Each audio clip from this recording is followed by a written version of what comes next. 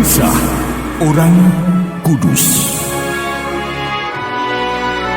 Sobat Katolikana, saatnya kita simak Kisah Orang Kudus yang dipersembahkan oleh Radio Katolikana.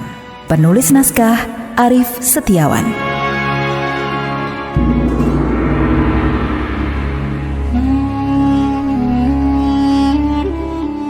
Saudara-saudari, hari ini kita akan mengikuti kisah Santo Anastasius, seorang martir.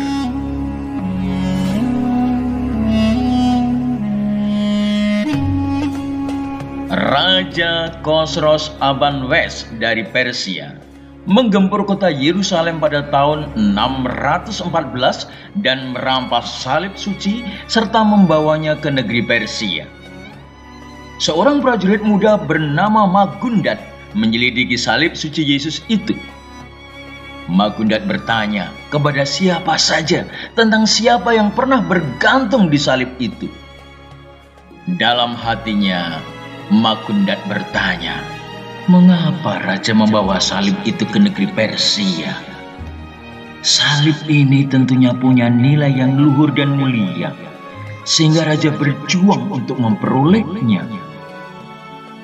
Magundat memperoleh berita bahwa salib itu adalah salib Yesus Kristus, seorang pemuda dari Nazaret yang disiksa dan dibunuh oleh orang-orang Yahudi karena Yesus menyebut dirinya sebagai anak Allah yang maha tinggi. Pemuda itulah yang disembah oleh orang-orang Kristen sebagai Tuhannya. Mendengar berita itu, Magundat segera menarik diri dari ketentaraannya di kerajaan Persia, lalu meninggalkan tanah kelahirannya dan pergi ke Syria. Di kota Hierapolis, Magundat tertegun kagum akan gambar-gambar kudus para martir yang terbunuh karena imannya akan Yesus Kristus itu. Gambar-gambar itu membangkitkan dalam dirinya suatu keyakinan dan iman yang kokoh akan kebenaran agama Kristen. Magundat bertobat dan dibaptis dengan nama Anastasius, lalu menjadi seorang pertapa. Anastasius menyesalkan kehidupan masa lampaunya dan berusaha menjadi seperti Kristus Tuhannya.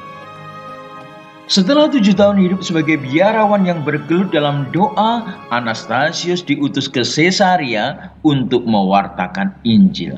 Tetapi ia ditangkap, disiksa dengan aniaya dan kerja paksa.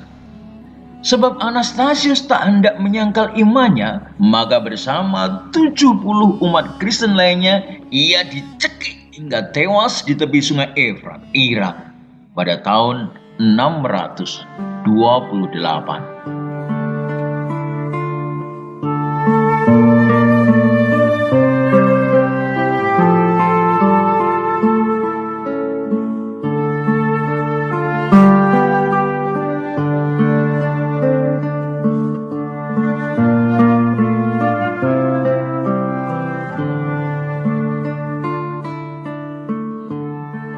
Saudara-saudari, pada tahun 614, Raja Khosrow Aban-Wes dari Persia menaklukkan Yerusalem dan merampas salib suci.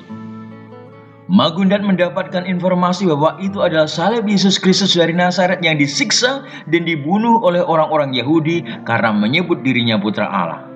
Ia begitu terkesan oleh kuasa nyata relikwi kudus itu dan devosi serta kekudusan hidup umat Kristiani yang sujud di bawah salib hingga ia bertobat.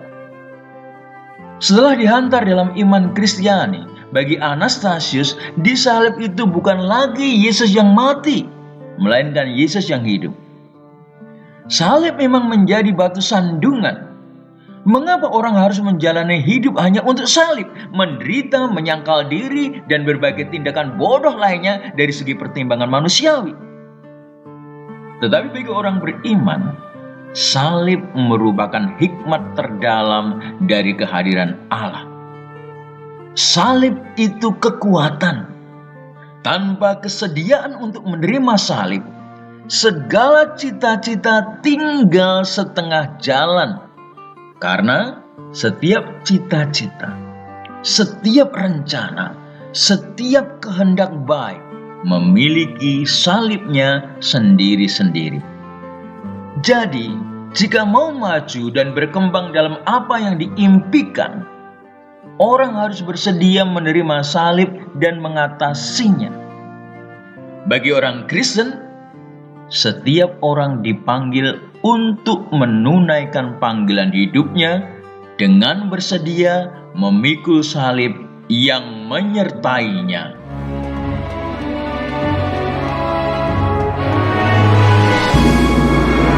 Demikian kisah orang kudus hari ini. Kisah orang kudus dapat Anda simak di Radio Katolikana setiap hari pukul 12 waktu Indonesia Barat dan pukul 19 waktu Indonesia Barat. Sampai jumpa di kisah orang kudus selanjutnya.